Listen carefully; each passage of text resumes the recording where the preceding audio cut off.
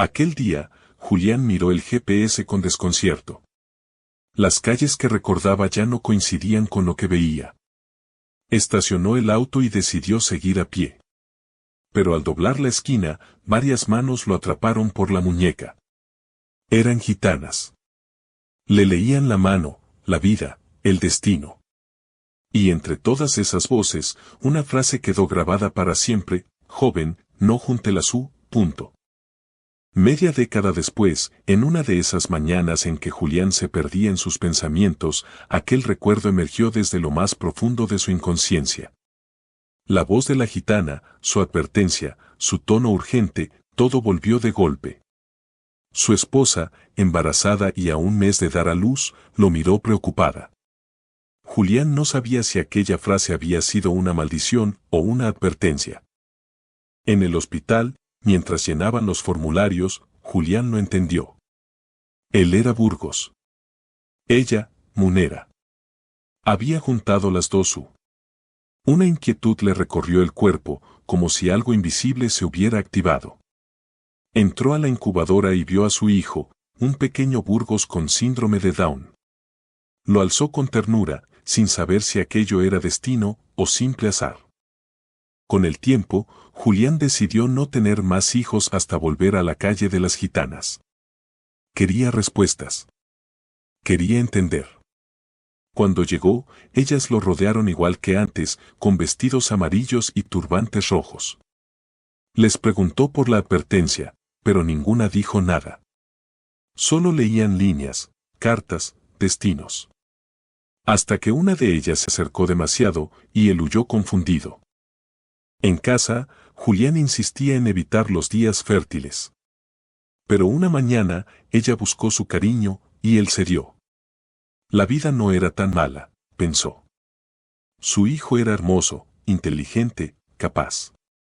Aunque babeaba y se mordía la lengua, lo amaba con todo su ser. Y así, sin planearlo, volvieron a embarazarse. Durante el embarazo, Julián comenzó a tener pesadillas. Soñaba con bebés deformes, recién nacidos que lo miraban desde la oscuridad. El miedo le provocó un tic nervioso. El doctor repetía que todo estaba normal, que las ecografías eran perfectas. Y por momentos, él lograba calmarse, pero el temor nunca se iba del todo. El día del nacimiento, Julián vio al bebé y sintió alivio. Era hermoso, la nariz respingona de mamá, la frente ancha de papá. Pero al cumplir 2 años, el niño no hablaba. Solo gorgoteaba. El pediatra confirmó lo impensable: era sordo, y también mudo. Su mundo familiar comenzó a quebrarse. Con un hijo con síndrome de Down y otro sordo-mudo, la idea de familia de Julián se derrumbó. El dolor lo llevó a beber, y el alcohol destruyó lo que quedaba de su relación. La casa se volvió un campo de silencios, reproches y ausencias. Él se hundía, sin saber cómo salir. Una noche, borracho, Julián volvió a la calle de las gitanas. Ellas le pidieron dinero y él, lleno de rabia, se negó. Se enfrentó a una, y todas lo golpearon sin piedad.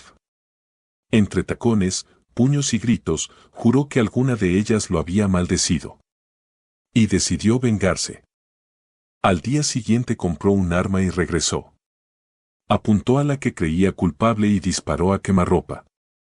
Pero las gitanas, fuertes y enormes, lo derribaron de inmediato. Lo golpearon hasta que la policía llegó. En medio del caos, Julián escuchó una voz familiar, demasiado familiar. Entre el caos, una gitana se abrió paso. Era distinta, robusta, alta, con un ojo blanquecino y solo 4 dedos en cada pie. Se acercó a Julián y lo cacheteó con fuerza. Él, ebrio y furioso, quiso vengarse. Se lanzó sobre ella sin notar que tenía las manos atadas. Y en ese instante, algo en su rostro le resultó inquietantemente familiar. Inmovilizados, ambos se quedaron quietos por un segundo. Julián la miró fijamente.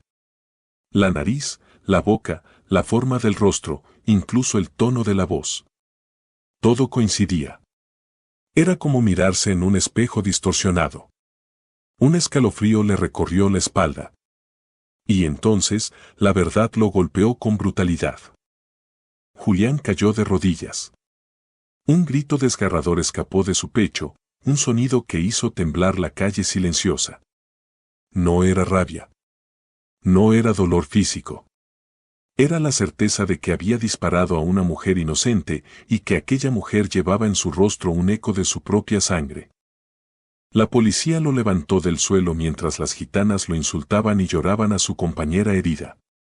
Julián no opuso resistencia. Caminaba como un hombre vacío, como si su mente hubiera quedado atrapada en ese rostro familiar. No sabía si había sido maldición, destino o simple locura. Días después, Julián compareció ante el juez. Miró los nombres: Suárez, Ruiz, Cruz. Todos con la vocal U. Incluso parte del jurado compartía esa letra. Su mente, ya frágil, comenzó a quebrarse.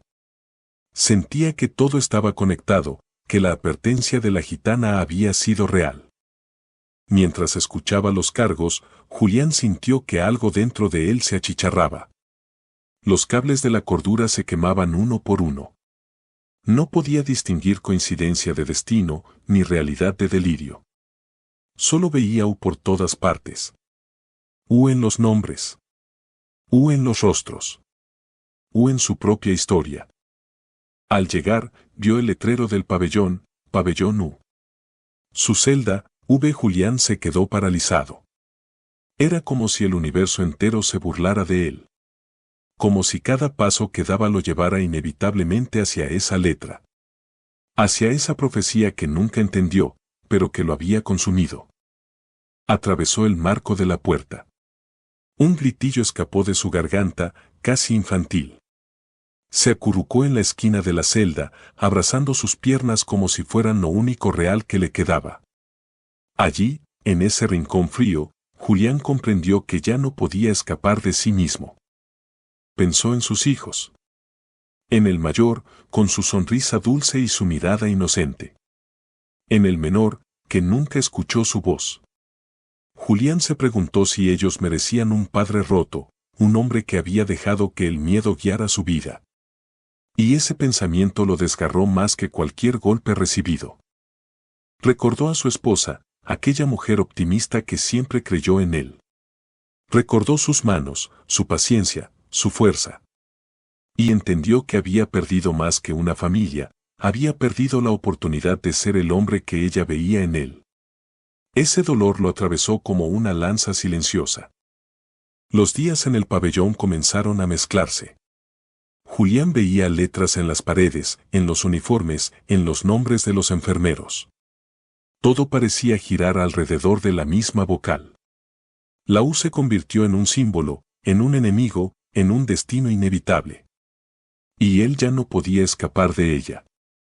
Una noche, mientras la luz tenue del pasillo se filtraba por la puerta, Julián sintió que su mente se apagaba lentamente. No luchó. No gritó. Solo dejó que el silencio lo envolviera. Era como si finalmente aceptara que su vida había sido guiada por fuerzas que nunca comprendió. Así terminó la historia de Julián, un hombre marcado por una advertencia que nunca supo interpretar. Un hombre que buscó respuestas en el lugar equivocado. Un hombre que se perdió entre el destino y la obsesión. Porque a veces, las palabras que ignoramos son las que más nos destruyen.